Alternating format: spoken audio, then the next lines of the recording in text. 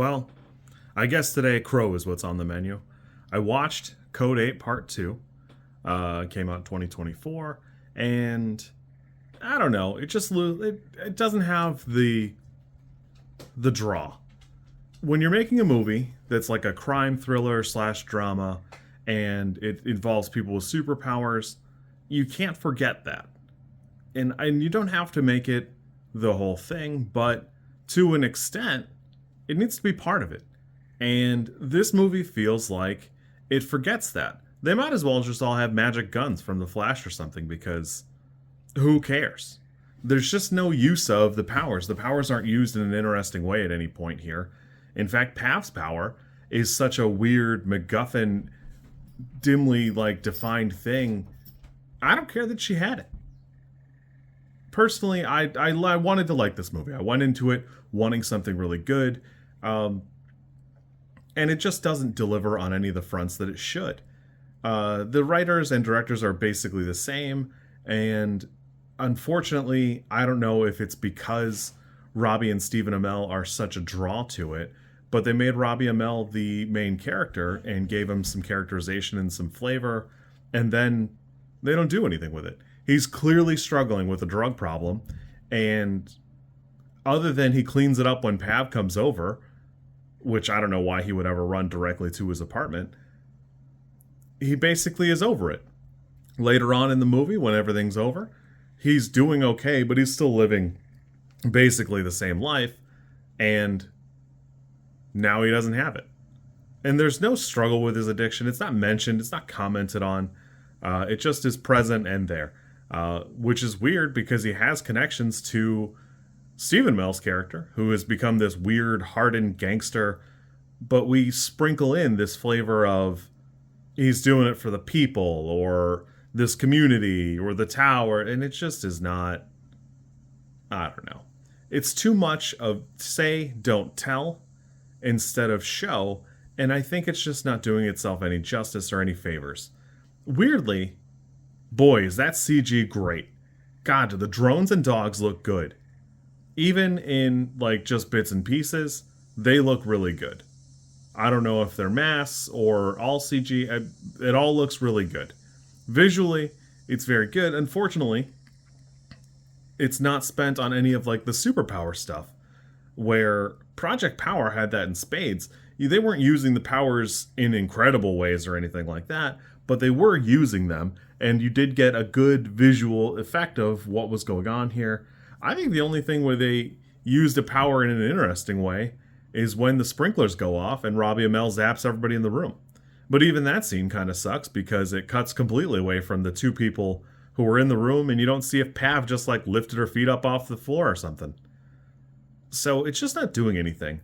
There's also a problem where, and I don't love Sun Kang being killed off screen or like shipped off ambiguously. Whatever, you do you. But even when like they're having a good intense scene, the dialogue does not match the vibes. When Detective Bad Cop shows up at the YMCA or whatever, the community center, it's not really handled in such a way that feels like it's doing anything. He's talking and he seems like he knows something's going on, but I don't understand why he's approaching Robbie Amell. There's no reason for it, and it just doesn't go anywhere. I'm kicking myself now because I made the caption of the previous one that they were able to escape the CW, and the problem here is it really has not. Not that it's as bad as the CW, but it just doesn't have any teeth. It feels like they're saving every piece and part they can for later. They don't even really kill the bad guy. The bad guy basically lives. He's going to court proceedings now. It's just not satisfying. They're not doing anything worth a hoot.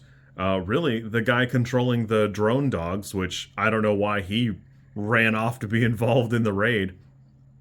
He got it worse than anybody because he got two of his fingers yeeted off by that stupid dog. Scorpion tail thing. I don't know. Overall, I wanted to like this a lot, and unfortunately, it's really just a 4. It's watchable, it's palatable, but it feels like it forgot the identity that made it a draw in the first place. You've seen this movie 100 times because if your fingers were tasers, that's not really having electricity powers. I'll never stop praising Darker Than Black for doing interesting things with the powers. Because if you're going to have the powers, you should do something interesting with them. And what I really should do is talk about parahumans and Worm. Because boy, do those moments stick with you. And it's a book. It shouldn't be that much easier as a book to have a more compelling or more interesting use of the powers this way. And at the end of the day, this movie just doesn't do anything to set itself aside. I would be surprised if you couldn't write out all of the powers and have it be literally anything else and have it be the same movie. Weirdly, Stephen Amell, partway through this movie, has a woman pyro and a black guy, and they die basically the same way in a shootout where they didn't deserve to die. It's super bizarre, but and at this point, if they made a third movie and it didn't happen, I'd almost be mad. But it is super bizarre that he's got such a habit of picking people out. They both die for Robbie Amell. They both died for Robbie Amell. Just as corny as hell. I don't know. I wanted to like this. Even the sergeant has good wardrobe direction. Of all the police, he's the only one who has the rounded collar, not button collar. And I think that's such a great choice. Some of the stuff here is doing a really good job. Somebody's doing hard work, and it feels like we're coming up short in the dialogue and, just the direction and some of the action, which is a shame because there are 100 reasons for it to be good.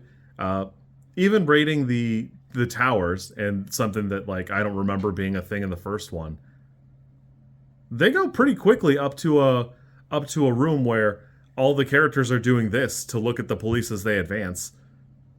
But boy, does it feel awful fast for Stephen Amell got stabbed and sat on the ground for while they went room to room in a place that has a bunch of doors. Seems awful fast to me. So it's just a pacing issue there. That I think is a minor gripe, but it is kind of a corny choice that Robbie Amell can't talk down what look like a bunch of teenagers while their leader is handcuffed on the ground down there. I don't know.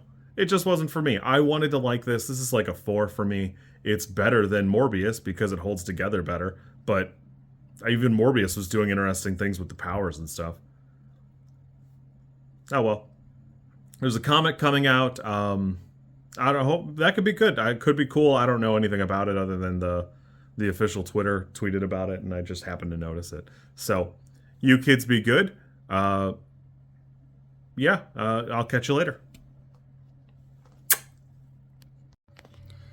If you like this content, I'm supposed to ask you to like, comment, and subscribe. I think like is here, and comment is probably down there, and subscribe over there somewhere too. I think.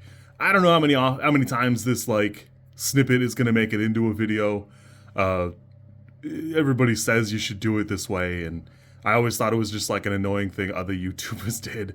And as you know, I am bad at editing, so if you like it, great, I'm happy for you. If you don't like it, I'm sorry.